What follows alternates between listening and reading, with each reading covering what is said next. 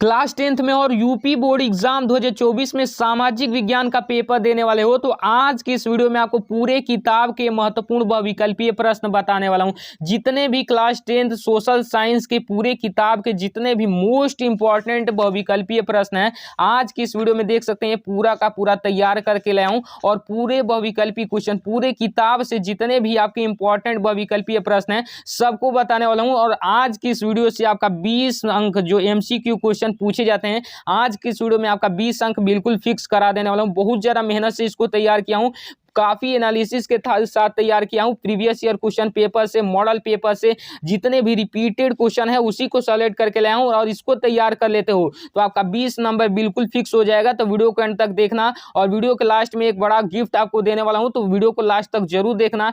यहाँ पर देखिए सबसे पहला आपका प्रश्न करे कि फ्रांसीसी क्रांति का प्रारंभ किस वर्ष हुआ, यानी कि फ्रांस में जो क्रांति हुई थी उसका प्रारंभ किस वर्ष हुआ। Very very most important question है, हर साल रिपीट करता है, हर एक साल रिपीट करता है ये प्रश्न। 2023 में भी आया था, 2022 में भी आया था, हर एक साल 2013 से रिपीट कर रहा है। तो फ्रांसीसी क्रांति का प्रारंभ कब हुआ था? 1789 ईस्वी में हुआ था। याद रखिएगा ख वाला ऑप्शन राइट हो जाएगा। यहाँ पर 2 नंबर में कर रहा है कि राष्ट्रवाद का प्रारंभ किस देश से हुआ, यानी कि नेशनलिज्म का प्रारंभ जो हुआ था वो किस देश से हुआ था आपको बताना है। वेरी वेरी मोस्ट इंपॉर्टेंट है, ये भी हर साल पूछा जाता है आपके बोर्ड एग्जाम में। कोई सा भी पेपर उठाकर देखेंगे तो ये हर एक साल आता है। तो देखिए यहाँ पर राष्ट्रवाद का प्रारंभ जो हुआ था आपका फ्रांस से हुआ था। ग वाला ऑप्शन इसका राइट हो जाएगा। यहाँ पर अगला करे कि जर्मनी के एकीकरण में किसकी भूमिका थी। जर्मनी का एकीकरण कौन किया था, उसमें किसकी भूमिका थी। हर एक साल इस पर क्वेश्चन पूछे जाते हैं और ये प्रश्न हर एक साल रिपीट किया जाता है। तो इसके एकीकरण में किसकी भूमिका थी आपको बताना है। तो जो हो जाएंगे कौन सा इसका ऑप्शन क वाला राइट हो जाएगा, ऑटोमन बिस्मार्क। कौन सा ऑप्शन क वाला राइट हो जाएगा। जर्मनी का एकीकरण कौन किए थे, ऑटोमन बिस्मार्क किए थे। यहाँ पर अगला करे नेपोलियन की पराजय कब हुई थी। वेरी वेरी मोस्ट इंपॉर्टेंट ये भी है कि नेपोलियन की पराजय कब हुई थी, आपको हर एक साल ये भी पूछता है। इसका पूरा नाम है नेपोलियन बोनापार्ट। इसकी पराजय कब हुई थी आपको बताना है। तो कब हुई थी, 1815 ईस्वी में हुई थी और वाटरलू के युद्ध में हुआ था इसका पराजय। 3 देश युद्ध लड़े थे, ऑस्ट्रिया, फ्रांस और डेनमार्क, उसी में इसका पराजय हुआ था नेपोलियन बोनापार्ट का। तो याद रखिएगा 1815 में और वाटरलू के युद्ध के दौरान, ठीक है ना। यहाँ पर अगला करे कि चौरी चौरा कांड कब हुआ था, यानी कि चौरी चौरा कांड कब हुआ था आपको बताना है। वेरी वेरी मोस्ट इंपॉर्टेंट, हर एक साल रिपीट करता है ये भी। तो चौरी चौरा कांड जो हुआ था 1922 ईस्वी में आपका हुआ था, ठीक है ना। 1922 ईस्वी में और कहां पर हुआ था, गोरखपुर में। याद रखिएगा वेरी वेरी मोस्ट इंपॉर्टेंट है। यहाँ पर अगला करे कि हिंद स्वराज पुस्तक के लेखक हैं। हिंद स्वराज पुस्तक के लेखक कौन है, हर एक साल रिपीटेड क्वेश्चन है ये, हर एक साल रिपीट करता है, हर एक साल रिपीट करता है। हिंद स्वराज पुस्तक के लेखक तो कौन है, महात्मा गांधी है। कौन है, महात्मा गांधी। घ वाला ऑप्शन इसका राइट हो जाएगा। यहाँ पर अगला करे भारतीय राष्ट्रीय कांग्रेस की स्थापना कब हुई थी, यानी कि जो आपका कांग्रेस पार्टी आज की है जिसका निशान है पंजा, उसका जो है स्थापना कब हुआ था, शुरुआत कब हुआ था, इसके बारे में बताना है। वेरी वेरी मोस्ट इंपॉर्टेंट है, हर एक साल रिपीट करता है ये भी।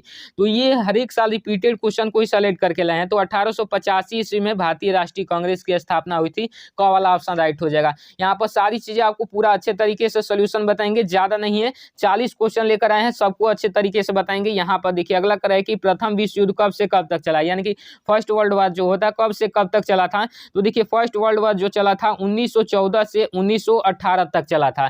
कब से कब तक, 1914 से 1918 तक। घ वाला ऑप्शन इसका राइट हो जाएगा। यहाँ पर अगला करें महामंदी का प्रारंभ किस वर्ष हुआ। वेरी वेरी मोस्ट इंपॉर्टेंट और ये भी वेरी वेरी मोस्ट इंपॉर्टेंट। तो देखिए महामंदी जिसको आर्थिक महामंदी का भी नाम से मतलब बोला जाता है, तो महामंदी का प्रारंभ आपको बताना है कब हुआ था। तो हुआ था 1929 ईस्वी में। कब हुआ था, 1929 ईस्वी में। याद रखिएगा वेरी वेरी मोस्ट इंपॉर्टेंट है। यहाँ पर अगला करें संयुक्त राष्ट्र संघ का मुख्यालय कहाँ है। संयुक्त राष्ट्र संघ का मुख्यालय कहाँ है, वेरी वेरी मोस्ट इंपॉर्टेंट ये भी है, हर एक साल मतलब कि लगातार ये भी पूछा जा रहा है। तो ये जो है संयुक्त राष्ट्र संघ का मुख्यालय कहाँ पर है, न्यूयॉर्क में है। कहाँ पर, न्यूयॉर्क में। याद रखिएगा ग वाला ऑप्शन राइट हो जाएगा। यहाँ पर अगला करें पंजाब में भूमि निम्नीकरण का मुख्य कारण क्या है, यानी कि पंजाब में भूमि की अधिक उर्वरता का मुख्य कारण क्या है आपको बताना है। बहुत ज्यादा इंपॉर्टेंट है, यानी कि मोस्ट इंपॉर्टेंट ये क्वेश्चन है। तो देखिए इसका जो राइट आंसर हो जाएगा ग वाला, अधिक सिंचाई हो जाएगा। कौन सा, ग वाला ऑप्शन राइट हो जाएगा। यहाँ पर अगला करें निम्न में से कौन सा व्यक्तिगत संसाधन नहीं है। व्यक्तिगत संसाधन का मतलब जानते हैं कि कोई एक पर्सनल व्यक्ति का ऐसा संसाधन जो किसी एक पर्सनल व्यक्ति के नाम का हो, ठीक है ना। तो वो कौन सा नहीं है इसमें बताना है। तो सबसे पहला ऑप्शन है बागान, दूसरा है चारागाह, तीसरा है भूमि और चौथा है खनिज संसाधन। तो जो खनिज संसाधन है व्यक्तिगत संसाधन नहीं है, ठीक है ना। ये सरकारी संसाधन है तो ये व्यक्तिगत संसाधन नहीं है। घ वाला ऑप्शन राइट हो जाएगा, ठीक है ना। यहाँ पर अगला क्या है, टाइगर प्रोजेक्ट किस वर्ष आरंभ किया गया। टाइगर प्रोजेक्ट जो परियोजना है वो किस वर्ष आरंभ किया गया था आपको बताना है, जिसमें टाइगर्स की यानी कि बाघों की सुरक्षा के लिए यह जो है प्रोजेक्ट आरंभ किया गया था। तो यह कब आरंभ किया गया था, किस सन में आरंभ किया गया था, यही हर साल आपके बोर्ड एग्जाम में रिपीट करता है, हर एक साल पूछता है। तो ये जो किया गया था 1973 में। कब? 1973 में।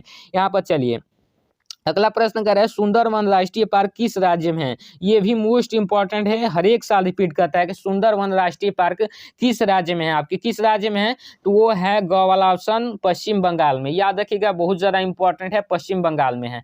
यहाँ पर अगला कर है, बांधों को डैश भी कहा जाता है। बांधों को क्या कहा जाता है, बहुत ज़्यादा इंपॉर्टेंट है। तो बांधों को बहुउद्देशीय घाटी परियोजना कहते हैं, जिसे बहुउद्देशीय परियोजना कहते हैं। इसलिए कहते हैं कि बांधों द्वारा कई सारे कार्य किए जाते हैं। बाढ़ को रोका जा सकता है, वहाँ पर पानी एकत्र करके यहाँ पर बिजली भी बनाई जाती है बांधों के ही द्वारा, ठीक है ना। और यहाँ पर जो है वहाँ पर पानी एकत्र करके और मछलियाँ छोड़ दी जाती है, जिसको बहुत सारे लोगों को रोजगार भी मिल जाता है। तो इसलिए इसको बहुउद्देशीय परियोजना कहते हैं। तो इसका क वाला ऑप्शन राइट हो जाएगा। यहाँ पर चलिए अगला प्रश्न क्यों देखते हैं। तो यहाँ पर क्या करा है कि निम्न में से कौन सी रेशेदार फसल है। रेशेदार फसल बताना है, वेरी वेरी मोस्ट इंपॉर्टेंट। कोई सा भी पेपर देखेंगे तो ये पूछता है। ये 2023 में भी पूछा गया था ये। तो रेशेदार फसल कौन सी है, तो वो है जूट। जूट जिसको पटुआ बोलते हैं, वही रेशेदार फसल के अंतर्गत आती है।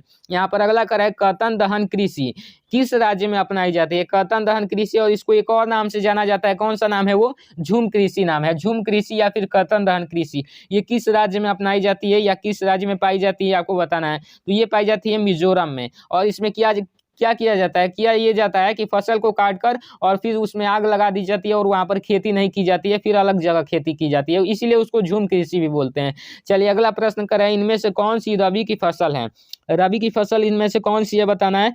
काला चना, ये रबी की फसल है। ग वाला ऑप्शन राइट हो जाएगा। यहाँ पर चलिए अगला करें, मुंबई हाई प्रसिद्ध है। मुंबई हाई किस लिए प्रसिद्ध है, पेट्रोलियम के लिए प्रसिद्ध है। क वाला ऑप्शन इसका राइट हो जाएगा, किस लिए, पेट्रोलियम के लिए। अगला करें, निम्न में से कौन सा ऊर्जा का गैर परंपरागत स्रोत है। ऊर्जा का गैर परंपरागत स्रोत कौन सा है, यानी कि ऐसा स्रोत जिसको पुनः नवीकृत नहीं किया जा सकता, पुनः उत्पन्न नहीं किया जा सकता, वही ऊर्जा का गैर परंपरागत स्रोत कहलाता है। तो कौन सा है, जो कोयला है, इसको पुनः एक बार खत्म हो जाएगा तो इसको पुनः उत्पन्न नहीं किया जा सकता। तो ख वाला ऑप्शन इसका राइट हो जाएगा, ठीक है ना। चलिए यहाँ पर अगला करें, कोरबा किस लिए प्रसिद्ध है। कोरबा आपको बताना है किस लिए प्रसिद्ध है। तो कोरबा प्रसिद्ध है कोयले के लिए। यहाँ पर क से कोरबा याद रखिए और क से कोयला याद रखिए, ट्रिक के साथ क से कोरबा और क से कोयला। तो जहाँ भी है तो कहिएगा कि कोरबा प्रसिद्ध है कोयला के लिए। क वाला ऑप्शन इसका राइट हो जाएगा, ठीक है ना। चलिए यहाँ पर अगला करें, इनमें से कौन सा दो देशों के मध्य के व्यापार को दर्शाता है। कौन सा ऑप्शन दो देशों के मध्य के व्यापार को दर्शाता है। तो कौन सा ऑप्शन है, ख वाला ऑप्शन है, अंतर्राष्ट्रीय व्यापार। दो देशों के मध्य के व्यापार को अंतर्राष्ट्रीय व्यापार कहते हैं, ठीक है ना। याद रखिएगा, ख वाला ऑप्शन इसका राइट हो जाएगा। यहाँ पर अगला करें, निम्न में से किस वस्तु का निर्यातक भारत नहीं है। कौन सी ऐसी वस्तु है इनमें जिसका निर्यातक यानी कि जिसको एक्सपोर्ट भारत नहीं करता है। तो ये उर्वरक यानी कि खाद जो होते हैं उसका एक्सपोर्ट भारत नहीं करता है, दूसरे देश में नहीं भेजता है, ठीक है ना। चलिए यहाँ पर अगला करा है कि क्या करा है कि श्रीलंका में बहुसंख्यक वर्ग कौन सा है। श्रीलंका में बहुसंख्यक वर्ग यानी कि जिनकी जनसंख्या अधिक है, कौन सा ऐसा वर्ग यानी कि कौन सी ऐसी जाति है जिनकी संख्या अधिक है। श्रीलंका में जो है सिंहली वर्ग की जाति अधिक है और वहाँ पर ज़्यादातर सरकारें सिंहली वर्ग की बनती है, क्योंकि जिसकी संख्या अधिक होती है जातिवादी सरकार उसी की बनती है, ठीक है ना। तो ग वाला ऑप्शन इसका राइट हो जाएगा। यहाँ पर अगला करें कि भारत की राष्ट्रभाषा है। इसका जवाब आप दीजिएगा कि भारत की राष्ट्रभाषा क्या है, और बता रहा हूँ कि 98% स्टूडेंट यहाँ पर गलती करेंगे। भारत की राष्ट्रभाषा चुनकर बताइए, यहाँ पर अभी बताइए कि भारत की राष्ट्रभाषा क्या है। तो यहाँ पर आपको 5 सेकंड का टाइम देते हैं, आप सोच लीजिए, ठीक है ना। तो यहाँ पर बहुत सारे स्टूडेंट क्या किए होंगे कि भारत की राष्ट्रभाषा हिंदी को लगाए होंगे कि भारत की राष्ट्रभाषा हिंदी है, लेकिन ये गलत है। ये गलत है, कैसे गलत है, ये जो है इसका राइट आंसर हो जाएगा इनमें से कोई नहीं। देखिए भारत में की राष्ट्रभाषा अभी तक संविधान में कोई भी राष्ट्रभाषा का दर्जा नहीं दिया गया है, ना ही हिंदी को, ना ही अंग्रेजी को, ना ही पंजाबी को। ये राजभाषा है। राजभाषा कहने का मतलब कि ऐसी भाषा जिसमें सरकारी कामकाज होते हैं। तो सरकारी कामकाज हिंदी भाषा में भी हो सकते हैं, अंग्रेजी भाषा में भी हो सकते हैं और पंजाबी में भी हो सकते हैं। तो इनको अभी राजभाषा के अंतर्गत रखा गया। राष्ट्रभाषा अभी कोई भी भारत की राष्ट्रभाषा कोई भी नहीं है, तो इसको याद रखिएगा। ये भी मोस्ट इंपॉर्टेंट क्वेश्चन है कि भारत की राष्ट्रभाषा कोई नहीं है, तो इसका राइट आंसर कौन सा हो जाएगा, इनमें से कोई नहीं, घ वाला ऑप्शन हो जाएगा। चलिए यहाँ पर अगला करें, भारत में पंचायती राज की स्थापना कब हुई थी? भारत में पंचायती राज की स्थापना कब हुई थी? 1992 ईस्वी में हुई थी। ग वाला ऑप्शन इसका राइट हो जाएगा। उसके बाद अगला करें, समवर्ती सूची का विषय नहीं है। समवर्ती सूची का विषय कौन सा नहीं है आपको बताना है। समवर्ती सूची जिसको स्टेट गवर्नमेंट देखती है, तो उसका कौन सा विषय नहीं है? विदेशी मामले, यानी कि विदेशी मामले सेंट्रल गवर्नमेंट का कार्य है, तो विदेशी मामले समवर्ती सूची का विषय नहीं है। चलिए अगला करें कि काले दस्ताने व बंदी मुठिया किसका प्रतीक है? काले दस्ताने और बंदी मुठिया जो है अश्वेत शक्ति का प्रतीक है, और ये कहाँ की है? यहाँ पर इंडिया में ये काले दस्ताने और बंदी मुठिया नहीं दिखती है, ये जो आपका है यूएस है, यानी कि यूनाइटेड स्टेट ऑफ अमेरिका का ये प्रतीक है, ठीक है ना। तो वहाँ पर ये काले दस्ताने और बंदी मुठिया जहाँ पर भी अश्वेत मतलब कि शक्ति जो वहाँ पर होती है, तो वहाँ पर ये दिखाए जाते हैं। यहाँ पर अगला करें, नर्मदा बचाओ आंदोलन किससे संबंधित है? नर्मदा बचाओ आंदोलन सरदार सरोवर बांध से, यानी कि सरदार सरोवर डैम से यहाँ पर संबंधित है। यहाँ पर अगला करें, मानवाधिकार दिवस कब मनाया जाता है? यहाँ पर मानवाधिकार दिवस आपका मनाया जाता है 10 दिसंबर को मनाया जाता है। कब? 10 दिसंबर को। यहाँ पर अगला करें, किस राज्य की प्रति व्यक्ति आय सबसे अधिक है? तो कौन सा ऐसा राज्य है जिसकी प्रति व्यक्ति आय सबसे अधिक है? तो जो है हरियाणा राज्य है। और यहाँ पर पूछ देगा कि कौन सा ऐसा राज्य है जिसकी प्रति व्यक्ति आय सबसे कम है, तो यहाँ पर आ जाएगा आपका बिहार राज्य। प्रति व्यक्ति आय कहने का मतलब कि प्रत्येक व्यक्ति की आमदनी अच्छी खासी जिस राज्य की आमदनी होगी उसकी प्रति व्यक्ति आय अधिक होगी, तो यहाँ पर हरियाणा की अधिक है और बिहार की कम है, ठीक है ना। तो याद रखिएगा यहाँ पर। अगला करा है, यहाँ पर देखिए अगला प्रश्न यहाँ पर मोस्ट इंपॉर्टेंट ये भी है, कर है कि मानव विकास सूचकांक के लिहाज से किस देश की स्थिति बेहतर है? कौन सा ऐसा देश है जिसकी स्थिति बेहतर है? तो जो है म्यांमार की स्थिति अभी बहुत ज़्यादा बेहतर है, नहीं बांग्लादेश, नहीं पाकिस्तान, नहीं नेपाल, ये तो सब इससे बहुत ज़्यादा पीछे हैं, ठीक है ना। तो म्यांमार की स्थिति सबसे अधिक बेहतर है। यहाँ पर अगला कर है, कौन सा विकसित देश है? विकसित देश आपको बताना है। तो देखिए विकसित देश कहने का मतलब, विकसित देश का मतलब होता है कि ऐसा देश जो पहले से डेवलप हो चुके हैं, चाहे वो इलेक्ट्रॉनिक में हो, चाहे टेक्नोलॉजी में हो, चाहे फाइटिंग में हो, हर एक चीज में यहाँ पर डेवलप हो चुके हैं जो देश, उनको विकसित देश बोलते हैं। और विकासशील देश उसको बोलते हैं जो अभी उस प्रगति पर है, उसको विकासशील देश बोलते हैं। तो विकसित देश इनमें जो है फ्रांस है। फ्रांस विकसित देश है। फ्रांस, अमेरिका, यहाँ पर रूस, ये सारे विकसित देश के अंतर्गत आते हैं। चाइना भी विकसित देश, चाइना विकासशील देश के अंतर्गत आता है अभी, ठीक है ना। भारत भी विकासशील देश के अंतर्गत आता है, बांग्लादेश भी आता है, ब्राजील भी आता है। तो यहाँ पर आपका भारत जो है विकासशील देश के अंतर्गत आया। विकसित देश के अंतर्गत यहाँ पर जो पहले से डेवलप हो चुके हैं, फ्रांस, यहाँ पर अमेरिका, यूएसए, ये सारी चीजें, यहाँ पर रूस वगैरह सारी चीजें विकसित देश के अंतर्गत आते हैं, ठीक है ना। यहाँ पर अगला करें, सार्वजनिक और निजी क्षेत्र का आधार पर विभाजित किया जाता है। किसको विभाजित किया जाता है? उद्यमों को, समितियों को विभाजित किया जाता है। यहाँ पर अगला करें, एक वस्तु का अधिकांशतः प्राकृतिक प्रक्रिया में उत्पादन कहलाता है। प्राकृतिक प्रक्रिया जहाँ पर भी आया तो वहाँ पर समझिएगा कि प्राथमिक क्षेत्र वहाँ पर हो जाएगा, ठीक है ना। तो यहाँ पर याद रखिएगा। यहाँ पर अगला करें, जीडीपी से क्या तात्पर्य है? जीडीपी, जीडीपी से क्या तात्पर्य आपको बताना है। जीडीपी का फुल फॉर्म क्या होता है, फुल नेम हिंदी में? तो जीडीपी का मतलब होता है सकल घरेलू उत्पाद। और कभी कभी पूछ देता है कि भारतीय कृषि में कितना % जीडीपी का महत्व है, कितना %? वहां पर 26% है। तो याद रखिएगा, यहाँ पर सकल घरेलू उत्पाद जीडीपी का मतलब होता है, ठीक है ना। यहाँ पर अगला कर है प्रश्न नंबर, यहाँ पर अगला कि मनरेगा कब चला गया? मनरेगा यानी कि जिसका फुल नेम होता है महात्मा गांधी रोजगार गारंटी अधिनियम, इसको कब चलाया गया था? तो ये चलाया गया था 2005 में। देखिए मनरेगा ये चलाया गया था 2005 में, और इसमें क्या किया गया था कि सरकार क्या कहती है कि वो भारत के 625 जिलों को काम की गारंटी देने का, यहाँ पर गारंटी देती है काम दिलाने को। तो ये 2005 में चलाया गया था, और किसके नाम पर? महात्मा गांधी रोजगार गारंटी अधिनियम के नाम से इसको जाना जाता है, ठीक है ना।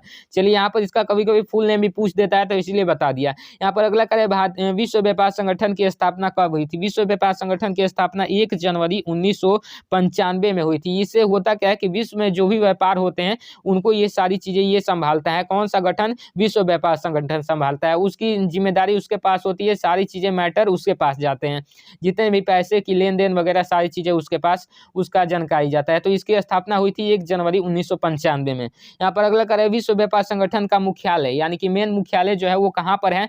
तो जेनेवा में है। कहाँ पर? जेनेवा में। ग वाला ऑप्शन इसका राइट हो जाएगा। अब चलिए एक और प्रश्न बचा है, केवल एक बचा है, उसको भी देख लेते हैं।